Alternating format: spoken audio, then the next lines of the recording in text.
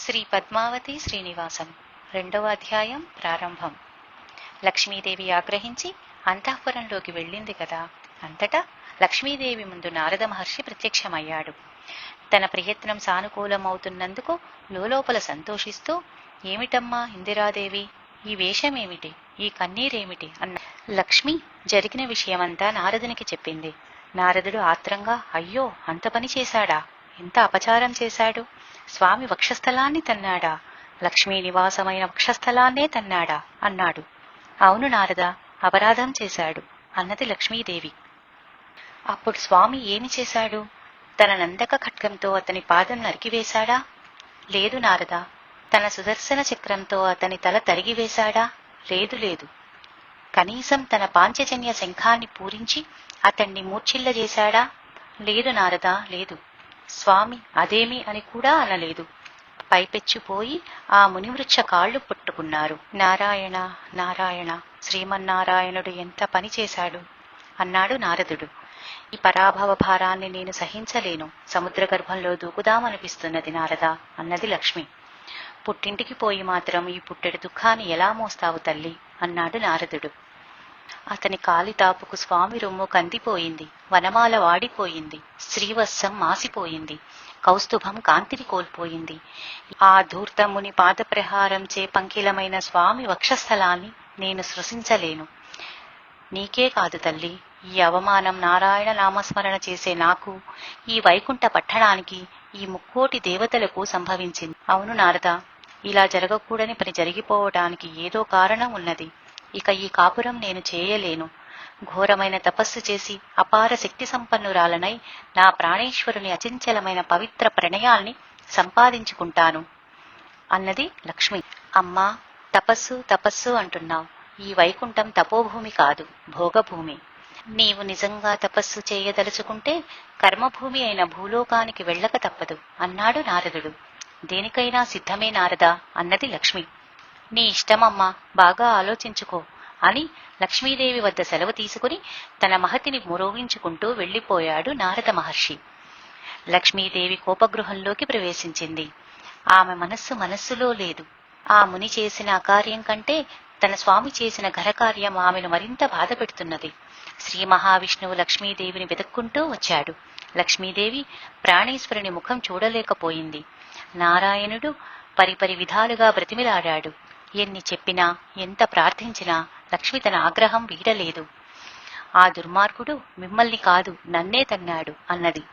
ఈ సంగతి తెలిస్తే వైకుంఠవాసులకు ఎంత వేళాకోళంగా ఉంటుంది అన్నది. సరస్వతి, పార్వతి వంటి నా తోటి వారి ముందు ఎలా తల ఎత్తుకు తిరిగేది అన్నది. నాకు ఈ వైకుంఠానికి ఈనాటితో రుణం తీరింది అన్నది. నేను భూలోకానికి వెళ్లి ముఖం మూసుకుని తపస్సు చేసుకుంటాను అన్నది. ఎన్ని విధాలుగా వేడుకున్నా తాను పట్టిన పట్టు విడిచిపెట్టలేదు. చివరకు వైకుంఠాన్ని వదిలిపెట్టింది, భూలోకంలో కాలు పెట్టింది. లక్ష్మీదేవి భూలోకంలో ప్రవేశించి హిమాలయాలను అధిగమించింది. భారతదేశంలో పాదం మోపింది. గంగానదిని దాటింది. యమునా తరంగిని దర్శించింది. వింధ్య పర్వతాన్ని తిలకించింది. నర్మదా నదిని దాటి ముందుకు వెళ్ళింది. గోదావరి తీరంలోని కొల్హాపురం చేరుకుంది. ఈ కొల్హాపురం ఇప్పుడు ఎక్కడ ఉందో తెలుసా? మన మహారాష్ట్ర రాష్ట్రంలో ఉంది. ప్రశాంతంగా మనోహరంగా ఉన్న ఆ ప్రదేశం మహాలక్ష్మికి బాగా నచ్చింది. తన తపస్సుని అక్కడ నిర్విఘ్నంగా సాగించుకోవచ్చునని ఆమె నిర్ణయించుకుంది. ఆ పవిత్ర గోదావరి నది తీరంలో చక్కని ఆశ్రమం నిర్మించుకుంది. దేవీ రూపం విడిచి మానవ రూపం దాల్చి జటాధారిణిగా మారిపోయింది. నారచీరను ధరించింది. తన హృదయేశ్వరుడైన నారాయణమూర్తిని గురించి నిర్మలమైన మనస్సుతో, నిశ్చలమైన దీక్షతో తపస్సు చేయటం మొదలుపెట్టింది. వైకుంఠంలో నారాయణుడు లక్ష్మీ వియోగాన్ని భరించలేకపోయాడు. లక్ష్మీ లేని వైకుంఠం ఆయనకు అంధకార బంధరంగా మారింది. వెంటనే తాను కూడా భూలోకానికి వచ్చాడు. మానవుడిగా మారి కొండలు, గుహలు, అడవులు, లోయలు, పుట్టలు, గుట్టలు గాలించసాగాడు. ఎండని, వానని, చలిని లక్ష్యపెట్టకుండా ఉన్మత్తుడై తిరిగి చివరకు శేషగిరికి వచ్చాడు. విష్ణుమూర్తి లక్ష్మీదేవి మీద ధ్యాసతో అదే పనిగా ఆమెను అన్వేషిస్తూ శేషగిరి మీద తిరుగుతూ ఉండేసరికి ఆయనకు బాగా అలసట కలిగింది. ఒళ్లంతా పట్టుతప్పిపోతున్నది. నీరసం వచ్చింది. అంతలో ఆయనకు హఠాత్తుగా ఒక గుమ్మటంలా ఉన్న చింత చెట్టు, ఆ చెట్టు కింద ఒక పుట్ట కనిపించాయి. కొంతకాలం పాటు ఎవరికీ కనిపించకుండా ప్రశాంతంగా ఉండటానికి ఆ పుట్ట అనుకూలంగా ఉంటుందనుకున్నాడు స్వామి. వెంటనే పుట్ట లోపలికి ప్రవేశించి మహాలక్ష్మిని మననం చేసుకుంటూ కాలం గడపసాగాడు. నారద మహర్షికి నారాయణమూర్తి తిండి తిప్పలు లేకుండా ఏకాంతంగా చెట్టు కింద పుట్టల్లో నివసించడం బాధ కలిగించి ఆయన సత్యలోకానికి వెళ్లి బ్రహ్మదేవుణ్ణి సందర్శించాడు. తండ్రి, మీరు సంకల్పించినట్లు శ్రీ మహావిష్ణువు భూలోకంలో అవతరించటానికి తగిన ప్రయత్నం చేశాను. అది సఫలమైంది. ఇటు చూస్తే లక్ష్మీదేవి కొల్హాపురంలో ఆశ్రమంలో తపస్సు చేసుకుంటుంది. అటు చూస్తే నారాయణుడేమో నిద్రాహారాలు మాని శేషగిరి మీద చింత చెట్టు కింద పుట్టలో ఉంటూ అంతకంతకు శుష్కించుపోతున్నాడు. ఈ కథను సుఖాంతం చెయ్యటం ఇక మీ వంతు, విన్నవించటం నా వంతు. సర్వే జనా సుఖినో భవంతు అన్నాడు చేతులు జోడించి. బ్రహ్మదేవుడు తల పంకించి తనయుణ్ణి పుచ్చగించి తాను కైలాసానికి వెళ్లాడు. పరమశివుడు మందస్మితుడై పరమేష్ఠుని చూసి మారు రూపాలు ధరిద్దామన్నాడు. ఇద్దరూ కలిసి కొల్హాపురానికి చేరుకున్నారు. తపోనిష్టలో ఉన్న లక్ష్మీదేవిని దర్శించారు. వారిని చూచి లక్ష్మీదేవి దిగ్గున లేచి దగ్గరకు వచ్చింది. వారిద్దరూ శేషగిరి మీద పుట్టలో పుండరీకాక్షుడు పురుషోత్తముడు అయిన విష్ణుదేవుడు వేంచేసి ఉన్నాడని, చిక్కిపోయిన ఆ చక్కనయ్యకు ఆవు పాలు చాలా అవసరమని, అందుకోసం తాము ఆవుగాను దూడగాను మారతామని, తమను చంద్రగిరి రాజ్యాన్ని పాలిస్తున్న చోళరాజుకు విక్రయించమని, త్వరలోనే లక్ష్మీనారాయణుల సమాగమం జరగగలదని, దాని మూలంగా లోక కళ్యాణం ఏర్పడగలదని ఆమెకు చెప్పారు. మహాలక్ష్మి అందుకు ఆనందంగా అంగీకరించింది. ప్రణయంలో ప్రళయం వచ్చిన తర్వాత ఆ ప్రళయం ప్రణయంగా రూపొందబోతున్నందుకు సంతృప్తురాలైంది. బ్రహ్మ ఆవుగాను, శివుడు దూడగాను, లక్ష్మి గొల్లభామగాను రూపాలు ధరించారు. గొల్లభామ ఆవు దూడలను వెంటబెట్టుకుని చంద్రగిరి చేరింది. రాజభవనం ముందుకు వచ్చి రాజదంపతులకు ఆవు దూడలను అమ్మ చూసింది. స్వచ్ఛమైన వెన్నముద్దల్లా ధవళకాంతుల్లో మిసమిసలాడుతున్న ఆ ఆవు దూడను చూడగానే చోళరాజుకు మహారాణికి ఎంతో మక్కువ కలిగింది. కామధేనువులాగా కళకళలాడుతున్న ఆ ఆవు, చూచిన కొద్దీ ముచ్చట కొలుపుతున్న ఆ దూడ తమ ముంగిట్లో ఉంటే మహాభాగ్యం అనుకున్నారు.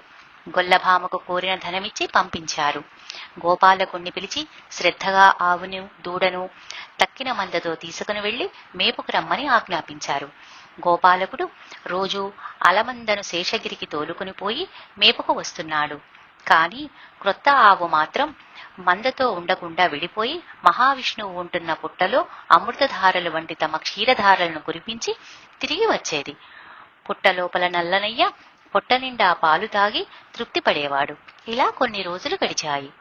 ఇంటి వద్ద చుక్క పాలు కూడా ఇవ్వటం మానివేసిన ఆవును చూచి గోపాలకుణ్ణి గట్టిగా చివాట్లు పెట్టి మందలించింది మహారాణి. పాపం వాడు మాత్రం ఏం చేస్తాడు? ఎంత ఆలోచించినా ఆవు ఎందుకు పాలివ్వటం లేదో గోపాలునికి అర్థం కాలేదు. ఆవు మాత్రం మామూలుగానే స్వామికి పాలుగార్చి ఆకలి తీర్చి దూడతో తిరిగి వస్తున్నది. అసలు ఆ ఆవు ధ్యేయమే అది కదా. మహారాణికి ఒళ్ళు మండిపోయింది. కోరి కొనుక్కున్న తెచ్చుకున్న గోవు పాలివ్వకపోతే ఎవరికైనా అంతేగా మరి. ఆమె గోపాలకుణ్ణి చూసి ఆవు పాలివ్వని రహస్యం ఏదో కనుక్కొని తనకు చెప్పకపోతే తల తీయిస్తానని కఠినంగా పలికింది. రాణి హెచ్చరికకు భయపడిన గోపాలకుడు ఆవు చేస్తున్న పని చూద్దామని జాగ్రత్తగా దానికి తెలియకుండా దాని వెంటనే వెళ్లాడు. దూడతో పాటు మందలో నుండి విడిపోయి పుట్టలోని స్వామికి పాలువానలు కురిపిస్తున్న గోవును చూడగానే గోపాలకునికి అసలు కారణం అర్థమైంది. రోజు నా కళ్ళు కప్పి ఎంత పని చేస్తున్నది ఈ మాయదారి ఆవు అనుకున్నాడు. వాడి కళ్ళు ఎర్రబడ్డాయి, కనుబొమ్మలు మండిపడ్డాయి, పెదవులు వణికాయి, పళ్ళు పటపటమన్నాయి. ఎక్కడా లేని కోపంతో చేతిలోని గొడ్డలి తీసి గోవు మీదకి విసిరివేశాడు. అది గమనించిన స్వామి పుట్టలో నుండి పైకి లేచి ఆవుకు అడ్డంగా నిలబడ్డాడు. ఇంకేముంది, గోవుకు తగలవలసిన గొడ్డలి దెబ్బ స్వామి తలకు తగిలింది. చివ్వున నెత్తురు చిమ్మింది. గాయపడిన స్వామిని, బొటబొటా వస్తున్న రక్తాన్ని చూడగానే గోపాలుడికి కళ్ళు తిరిగాయి. వాడు క్రిందపడి మూర్ఛపోయాడు. ఆవు అంబా అంబా అని అరుస్తూ అతి వేగంగా పరిగెత్తుకుపోయి కొలువు తీర్చి కూర్చున్న చోళరాజు ముందు నిలబడింది. ఒంటి మీద రక్తపు చారికలతో కన్నీరు కారుస్తున్న ఆవును చూచి ఆశ్చర్యపోయాడు చోళరాజు. జరిగినదేమిటో తెలుసుకుందామని దాని వెనకనే శేషగిరికి బయలుదేరాడు. వెళ్లి చూస్తే ఏముంది, మహారాజుకు మూర్ఛపోయిన గోపాలకుడు, గొడ్డలి దెబ్బతిన్న గోవిందుడు కనిపించారు. ఇంకా స్వామి శిరస్సు నుండి రక్తం కారుతూనే ఉన్నది. సాక్షాత్తు దేవదేవుడైన శ్రీమన్నారాయణుని గాయపరిచిన గోపాలకుడు చేసిన అపచారం వల్ల చోళరాజుకు పిశాచ రూపం వచ్చింది. గోపాలకుడు చోళరాజుకు సేవకుడు కదా. సేవకుడు మంచి పని చేసినా చెడ్డ పని చేసినా దాని ఫలితాన్ని యజమాని కూడా అనుభవించవలసిందే కదా. అందువలన యజమాని అయిన చోళరాజు పిశాచంగా మారవలసి వచ్చింది. గోపాలకుడు 2 కళ్ళు పోయి గుడ్డివాడయ్యాడు. దాంతో పశ్చాత్తాపంతో పరితపిస్తూ చోళరాజు, గోపాలకుడు స్వామి పాదాలపైన పడ్డారు. మన్నించమని ప్రార్థించారు. అసలే స్వామి జాలికుండగలవాడు కదా. అందుకే స్వామి తనకు కొద్ది కాలంలో కళ్యాణం జరుగుతుందని, కళ్యాణ సమయంలో తనను దర్శించినట్లయితే చోళరాజుకు పిశాచ రూపము, గోపాలకునికి అంధత్వము అంతరిస్తాయని ఆనతినిచ్చారు ఆ కరుణామయుడు. అంతటా స్వామి అక్కడి నుంచి పయనమయ్యాడు. శేషగిరిలో ఆశ్రమం ఏర్పరచుకుని నివసిస్తున్నారు ఆదివరాహస్వామి. ఆదివరాహస్వామి వద్దకు వకుళమాలిక వచ్చి సేవలు చేస్తూ ఉన్న సమయంలోనే గోపాలకుడి గొడ్డలి దెబ్బకు గాయపడిన శ్రీమన్నారాయణుడు ఆమెను కలుసుకోవటం జరిగింది. వరాహస్వామి తన ఆశ్రమానికి వచ్చిన నారాయణుడికి స్వాగతం పలికాడు. కలియుగంలో భక్తులను కటాక్షించడానికి దివి నుండి భూమికి దిగివచ్చిన దేవదేవుణ్ణి ఆదరించి కొంత స్థలాన్ని బహుకరించాడు. ఇందుకు ప్రతిఫలంగా తన భక్తులు తనకంటే ముందుగా వరాహస్వామిని దర్శించి ధూపదీప నైవేద్యాలను సమర్పిస్తారని సెలవిచ్చాడు నారాయణుడు. అందుకు ఆనందించిన ఆదివరాహస్వామి అప్పటి వరకు అచంచల భక్తి శ్రద్ధలతో తనను సేవిస్తున్న వకుళమాలికను మహావిష్ణువుకు యోగక్షేమాలు చూడడానికి వినియోగించాడు. వకుళమాలిక పరమానంద భరితురాలై గబగబా స్వామి గాయాన్ని కడిగి మూలికలు తెచ్చి పసరులు పిండి కట్టుకట్టింది. మధురాది మధురమైన ఫలాలు, కందమూలాలు ఆహారంగా అందించింది. అనంతరం స్వామి ప్రక్కన కూర్చొని ఆయన వివరాలు అడిగింది. స్వామి చిరునవ్వుతో, అమ్మా, నాకు ప్రస్తుతం నా వారంటూ ఎవ్వరూ లేరు. కొన్ని కారణాల వల్ల స్త్రీలేని వాడిలాగా ఇలా తిరగవలసి వచ్చింది. గోపాలుని గొడ్డలి దెబ్బకు కురికాబోతున్న గోవును కాపాడే ప్రయత్నంలో నేను గాయపడ్డాను. ఈనాటికి మనమిలా కలుసుకున్నాము. ఇక నుండి నీవే నా తల్లివి అన్నాడు. చాలా సంతోషం నాయనా. నా కన్నయ్య నాకు మళ్లీ కటాక్షించి కనిపించాడు. ఇంత సద్గుణ సంపన్నుడివి, నీకు లోటేమిటి? అలాగే పిలుస్తాను అంది వకుళమాలిక. అప్పటి నుండి వకుళమాలిక స్వామిని శ్రీనివాసుడు అని పిలవడం ప్రారంభించింది. వకుళమాలిక పోషణ వల్ల వారం రోజుల్లోనే గాయం మాని శ్రీనివాసుడికి పరిపూర్ణమైన ఆరోగ్యం చేకూరింది. ఆ రోజుల్లో తొండమండలాన్ని నారాయణపురం రాజధానిగా చేసుకుని ఆకాశరాజు పరిపాలిస్తూ ఉండేవాడు. ఆయన భార్య ధరణీదేవి, తమ్ముడు తొండమానుడు, కుమార్తె పద్మావతి, కుమారుడు వసుదాముడు, గురువు సుఖమహర్షి. విద్యావతి, వినయవతి, వివేకవతి, విజ్ఞానవతి, విలక్షణ సౌందర్యవతి అయిన పద్మావతి కన్నవారికి కనుగొన్న వారికి అందరికీ ఆనందాన్ని కలిగిస్తున్నది. ఒకరోజు రాజకుమారి పద్మావతి తన చెలికెత్తలతో కలిసి ఉద్యానవనంలో ఆటలతో పాటలతో విహరిస్తున్నది. కొంతసేపటికి ఎక్కడి నుంచి వచ్చిందో ఒక పెద్ద అడవి ఏనుగు ఆ తోటలోకి పరిగెత్తుకుని వచ్చింది.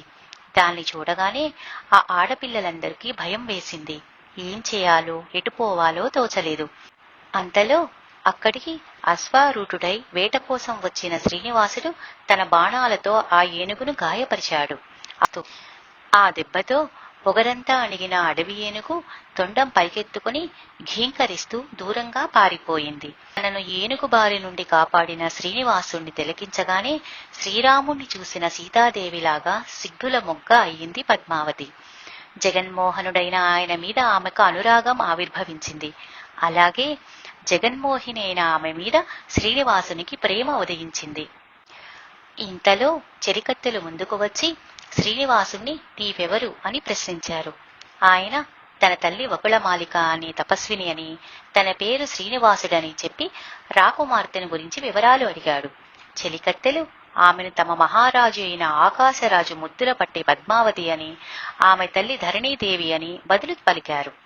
అప్పటికే చీకటి పడుతూ ఉండడం వల్ల పద్మావతి శ్రీనివాసులు తమ తమ నివాసాలకు వెళ్లిపోయారు. ఇంటికి చేరిన శ్రీనివాసుడికి ఎంతకూ అన్నం సహించలేదు, నిద్ర పట్టలేదు. ఏమీ మాట్లాడకుండా దిగులుగా కూర్చున్నాడు. ఆయనకు కళ్ళు మూసినా తెరిచినా రాజకుమారి పద్మావతే కనిపిస్తున్నది. ఆమె మీదే మనస్సు లగ్నమైంది. 4 రోజులు అలాగే గడిచాయి. శ్రీనివాసుడు ఉల్లాసంగా ఉత్సాహంగా ఉండకుండా పరధ్యానంగా విచారంగా ఉండడం చూచిన వకుళమాలికకు ఆశ్చర్యం వేసింది. ఓ శ్రీనివాస, ఎందుకలా ఉన్నావు? ఎప్పుడూ నవ్వుతూ నవ్విస్తూ ఉండే నీవు ఇలా మౌనంగా ఉండడానికి కారణమేమిటి? సంతోషంగా వేటకు వెళ్లిన నీవు ఇలా సంతాపంగా ఉన్నావేం? ఆహారం ఆరగించటం లేదేమి? కనీసం కందమూలాలు కూడా ముట్టుకోవటం లేదేమి? నీకేం కావాలో చెప్పు నాయనా. అమ్మనైన నాకు కూడా చెప్పకూడని రహస్యమాది అని బుజ్జగింపుగా అడిగింది వకుళమాలిక. అప్పుడు శ్రీనివాసుడు జరిగిన సంగతి అంతా ఆమెకు వివరంగా చెప్పాడు. ఆకాశరాజు అనుగుబిడ్డ పద్మావతి గుణగణాలు అందచందాలు తనను అమితంగా ఆకర్షించాయని, ఆమెను తాను ప్రేమిస్తున్నానని, ఆమె లేనిదే తాను జీవించలేనని, ఆమెకు తనకు వివాహం చేయమని స్పష్టంగా తల్లికి తెలిపాడు. అందుకు వకుళమాలిక, మంచిది బాబు, కోడల్ని చూడాలని నాకు ఎంతో కుతూహలంగా ఉన్నది. సలక్షణంగా ఒక సులక్షణను తెచ్చి నీకిచ్చి పెండ్లి జరపాలని తహతహలాడుతున్నాను. నాకిప్పుడు ఎంతో సంతోషంగా ఉన్నది. పద్మావతి ప్రభువు కుమార్తె. మనతో వియ్యానికి మహారాజు దంపతులు ఏమంటారో తెలుసుకోవాలి కదా. అందుకని ఈ సాయంకాలమే ఆకాశరాజు వద్దకు వెళ్లి ఆయనతో మీ ఇద్దరి కళ్యాణం గురించి కనుక్కొని వస్తాను. నీవు నిబ్బరంగా ధైర్యంగా ఉండు అని శ్రీనివాసుని ఊరటించింది. తల్లి పలుకులు విని సంతృప్తిపడి ఊరుకోవచ్చునా? అలా ఊరుకోలేదు. మా అమ్మ మాటలు వాళ్లు వింటారో వినరో. అసలే అమ్మ అమాయకురాలు. తెల్లనివన్నీ పాలు, నల్లనివన్నీ నీళ్లు అనుకుంటుంది. లౌక్యం తెలియదు, ఆడంబరం అసలే లేదు. అటువంటి శాంతమూర్తి ఆకాశరాజుతో, అతని భార్యతో వాళ్ల ఐశ్వర్య దర్భానికి తగ్గట్టుగా మాట్లాడగలదో లేదో, నా అర్హతలని వాళ్లకు నచ్చినట్లు చెప్పగలదో లేదో, వాళ్లు ఏమడిగితే ఏం సమాధానం చెబుతుందో. ఇప్పుడు నేనేం చెయ్యాలి?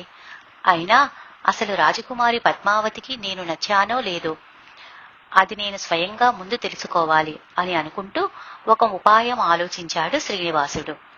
వెంటనే సోది చెప్పే ఒక ఇరుకల సానిగా మారిపోయాడు. ఎర్రని కళ్లచీర కట్టుకున్నాడు. ముఖానికి ముచ్చటైన పచ్చబొట్టు పెట్టుకున్నాడు. కనుబొమ్మల నడుమ కస్తూరి నామం తీర్చిదిద్దాడు. కళ్లకు కాటుక పెట్టుకున్నాడు. తలమీద వెదురుగుట్ట ఉంచుకున్నాడు. ముంచేతుల నిండుగా ముద్దులొలికే ఎర్ర గాజులు తొడుక్కున్నాడు. మెడ నిండా పూసల దండలు వేసుకున్నాడు. ముక్కుకు ముక్కెర ధరించాడు. తలనిండా మల్లెపూలు చుట్టుకున్నాడు. భుజాన జోలి తగిలించుకున్నాడు. ఒక చేతిలో తంబురా, మరొక చేతిలో సోదికర్రా పట్టుకున్నాడు. నారాయణపురం చేరుకుని సోది చెబుతానమ్మా, సోది చెబుతాను, జరిగింది చెబుతాను, జరిగేది చెబుతాను అంటూ నగర వీధుల్లో తిరగసాగాడు. మిసమిసలాడే దేహంతో చకచకా నడిచి వస్తున్న ఎరుకల సానిని చూచి పౌరులంతా ఆశ్చర్యపడుతున్నారు. తాము తమ ఇళ్లకు పిలిపించి సోది చెప్పించుకుంటున్నారు. చేతులు చూచి ఉన్నది ఉన్నట్లు లేనిది లేనట్లు తడుముకోకుండా చెబుతున్న ఎరుకల సానిని గురించి సమాచారం మహారాణికి చేరవేశారు చెలికత్తెలు. ధరణీదేవి పద్మావతిని ఒక్క మాటు ఎరుకల సానికి చూపిస్తే బాగుండుననుకుంది. చెలికత్తెలతో కలిసి అంతఃపురానికి తిరిగి వచ్చినప్పటి నుండి వలపు తలపుతో సతమతం కావటం మొదలుపెట్టింది పద్మావతి. ఏమీ తినకుండా ఏమీ చేయకుండా అయోమయంగా అటూ ఇటూ చూస్తూ శ్రీనివాసుడి పేరే కలవరిస్తున్నది. మనోవ్యాధితో మంచం పట్టింది. ఎన్ని ఉపచారాలు చేసినా అన్నీ వ్యర్థమైపోయాయి. ఎరుకల సాని పద్మావతికి పనికి వచ్చే మందు ఏదో చెబుతుందనే ఉద్దేశంతో ఆమెను లోపలకు పిలిపించింది మహారాణి ధరణీదేవి. ఎరుకల సాని పద్మావతికి పనికి వచ్చే మందో మాకో చెబుతుందనే ఉద్దేశంతో ఆమెను లోపలికి పిలిపించింది మహారాణి ధరణీదేవి. ఎరుకలసాని అనుకున్న పని జరుగుతున్నందుకో మనసులో మురిసిపోతూ మెల్లమెల్లగా వయ్యారంగా మేడగదిలోకి ప్రవేశించింది. హంసతూలికా తల్పం మీద నిరాశ నిస్పృహలతో పడుకొని ఉన్న పద్మావతిని పరికించింది. తామరాకులతో విసరుతూ, పన్నీరు చల్లుతూ, చందనం చెమరుతూ సీతాలోపచారాలు చేస్తున్న చెలికత్తెలను తిలకించింది. బుగ్గలు నొక్కుకుంటూ, అమ్మాయి గారు అపరంజి బొమ్మలాగా ఉన్నారు. ఆమెకిలా అయ్యిందంటే బలమైన కారణం ఉంటుందమ్మా రాణమ్మ అన్నది ఎరుకలసాని. గద్దెపలక పరిచి పసుపు కుంకుమలు పెట్టింది. చేటలో మంచి ముత్యాలు తెమ్మన్నది. రాజకుమారిని తనకెదురుగా కూర్చోమన్నది. కర్ర ఊపుతూ ఇలా సోది చెప్పింది. సోది చెబుతానమ్మా, సోది చెబుతాను. మనసులో అనుకున్న మాట చెబుతాను. కాశీ విశాలాక్షి, కంచి కామాక్షి. మాయమ్మ పలుకవే మధుర మీనాక్షి, పలకవే నా తల్లి బంగారు తల్లి, శ్రీశైల భ్రమరాంబ చెప్పవే తల్లి. వనమందు ఒక రాజు కనిపించే నీకు, తన ప్రేమ కూడంతా వినిపించదలిచే. అంతలో అస్తమయమవుతుండగాను ఏమియూ చెప్పక ఇంటికేగాడే. నల్ల నల్లని వాడే నామాలవాడే, విల్లంబు పట్టుకుని వేటకొచ్చాడే. కలువరేకుల వంటి కన్నుల్ల సామి, నిండు చెందరు మించు నిమ్మోము స్వామి. కన్నెపిల్లను చూచి కన్ను వేశాడే, గుండె లోపల వలపు కుమ్మరించాడే. ఆరేడు సామాన్యుడనుకొంటివేమో, ఆదినారాయణుడే అవతరించాడే. ఆ రాజు కోసమే ఆశపడ్డావు, చిక్కి సగమైనావు చెలువరో నీవు. నచ్చిన నరుడినే తెచ్చుకుంటావు, వలచిన మగవాణ్ణి కలుసుకుంటావు. దిగులు పడబోకువే మగవరో నీవు, తప్పక వస్తాడు తాళి కడతాడు. పడతిరో మీ జంట బంగారు పంట, గణగణా మ్రోగునే కళ్యాణ ఘంట. తప్పదే నా మాట తరుణి కమలాక్షి, కళ్యాణమగు కంచి కామాక్షి సాక్షి. కలలన్నీ తీరేటి కాలమే వచ్చే, జగమేలు దేవునికి నీ సోకు నచ్చే అని ముద్దుగా ముచ్చటగా పచ్చకర్పూరపు పలుకుల వంటి పలుకులు పలికిన ఎరుకలసానిని చూచి సిగ్గుతో తల వంచుకుంది పద్మావతి. ధరణీదేవి ప్రమోదంతో పండ్లు పువ్వులు ధనము ఇచ్చి ఎరుకలసానిని పంపించింది. ఎరుకలసాని చెప్పిన విషయాలన్నీ ధరణీదేవి ఆకాశరాజుకు విన్నవించింది. మహారాజు ఆమె మాటలను ఆలకించాడు. అనంతరం ఆయన మహారాణితో, అవును దేవి, ఇందులో ఏదో విశేషం ఉంది. కొద్ది రోజుల క్రితమే దేవర్షి నారదుడు మన అమ్మాయిని చూచి అరచేతిలోని పద్మ ధ్వజ మత్స్య చిహ్నాలు ఉండడం వలన తప్పనిసరిగా శ్రీమన్నారాయణుడే భర్తగా లభిస్తాడని చెప్పాడు కదా. నారద మహర్షి మాట వ్యర్థం ఎలా అవుతుంది? అలాగే ఇప్పుడు ఎరుకలసాని పలుకులు కూడా సత్యమే అనిపిస్తున్నాయి. ఆ యువకుడు అమ్మాయి మనస్సును హరించాడంటే అతడు విష్ణుదేవుడి అవతారమే అనిపిస్తుంది. ఇక సందేహం దేనికి? ఆనందంగా మన పద్మావతిని ఆ యువకునికి ఇచ్చి పరిణయం చేద్దాం అన్నాడు. అంతేకాక పద్మావతి శ్రీనివాసుని తప్ప మరొకరిని వివాహం చేసుకునే ప్రసక్తే లేదని ఖండితంగా చెప్పింది. అందరి అభిప్రాయము ఒకటే అయినందుకు మహారాజు దంపతులకు మనస్సు తేలికపడింది. ఇంతలో సాయంకాలం అయ్యింది. శ్రీనివాసుడికి చెప్పిన విధంగా వకుళమాలిక నారాయణపురానికి చేరుకుంది. అగర్తను కోట ద్వారాన్ని దాటింది. రాజమందిరంలోకి ప్రవేశించింది. 2వ భాగం ఇంతటితో సమాప్తం. 3వ భాగంలో మళ్ళీ కలుసుకుందాం. నమస్కారం.